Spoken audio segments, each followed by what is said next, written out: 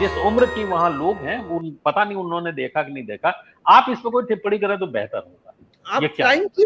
Flying kiss नहीं नहीं, दोनों जो फ्लाइंग केस का आरोप है, सबसे फ्लाइंग केस का पहले जो आरोप है, वो मैं कुछ आरोप कितना अगर गंभीर आरोप है। मैं जी देखिए, जी ये मुझे डाइवर्जन लग रहा है पूरी तरह। देखिए, राहुल गांधी का जो भाषण था, जिस कॉन्टेक्स्ट में जो स्टैंडर्ड अब लोकसभा के हो गए हैं, उसमें बहुत शानदार भाषण था, क्योंकि उनको बोलने नहीं दिया। पिछली बार देखिए, मुझे एक बुजुर्ग पत्रकार ने फोन किया जो बीजेपी विरोधी भी है, कहे भाई आजकल तो इस तरह के भाषण को लोग वाह वाह कर रहे हैं। मैंने कहा आप कॉन्टेक्स्ट समझिए, अब बोला नहीं, उनको बोलने नहीं कोई दे रहा है। और जो आप मुद्दे चाह रहे हैं मणिपुर के बारे में, वो गौरव गोगोई ने अपने भाषण में कह दिए थे। तो अब ये आप, कुछ लोग परेशान भी हैं कि मणिपुर की तो बात ही नहीं हो रही है। आप दिन भर बैठ के देखो, जब भी टीवी ऑन करो तो महाराष्ट्र के लोग आते हैं तो महाराष्ट्र की बात होती है। बीजेपी के लोग तो, जब मैंने किरण रिजिजू का भाषण सुना तो रेलवे की बात हो रही थी, रेलवे लाइन यहाँ वहां। मणिपुर, आप सोचिए, अगर मणिपुर के लोग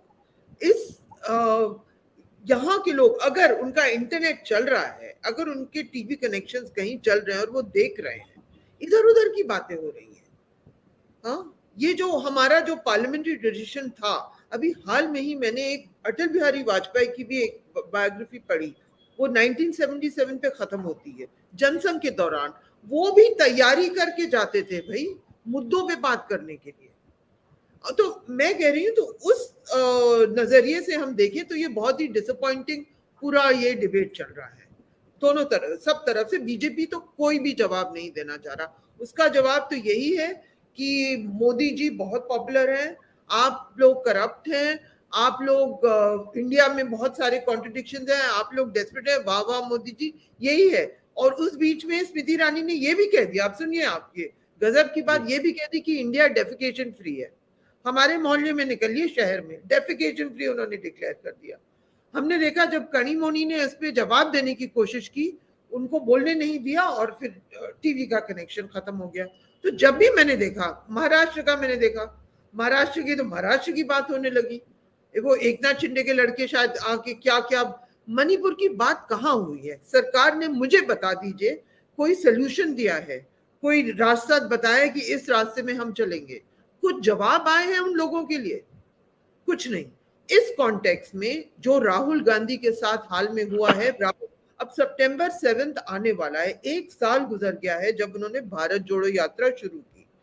इस साल में उनका स्टैचर बहुत बड़ा है, बहुत सारी चीजें हो गई हैं। एक तो वो पूरा मुल्क चल चुके हैं, पूरा मुल्क ही कन्याकुमारी से कश्मीर तक चल चुके हैं।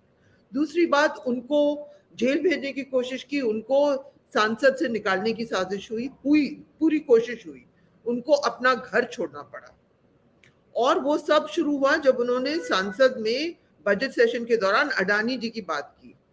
तो इस बार भी उन्होंने अडानी जी का वो लाइट हार्टेड तरीके से शुरुआत की, और जो शायद जो हमारे बुजुर्ग पत्रकार है वो समझ नहीं पा रहे कि जब आप मुद्दों पे बात नहीं कर रहे तो लोग क्यों इतना वाह वाह कर रहे हैं। तो अब हम कैसे समझाएं कि इस कॉन्टेक्स्ट में, जो कॉन्टेक्स्ट हो गया है कि लोग सांसद में बात नहीं करने देते हैं, तो उन्होंने बहुत ही अफेक्टिव स्पीच दी है, मेरा मानना है, कॉन्फिडेंटली दी है, डक करके दी है।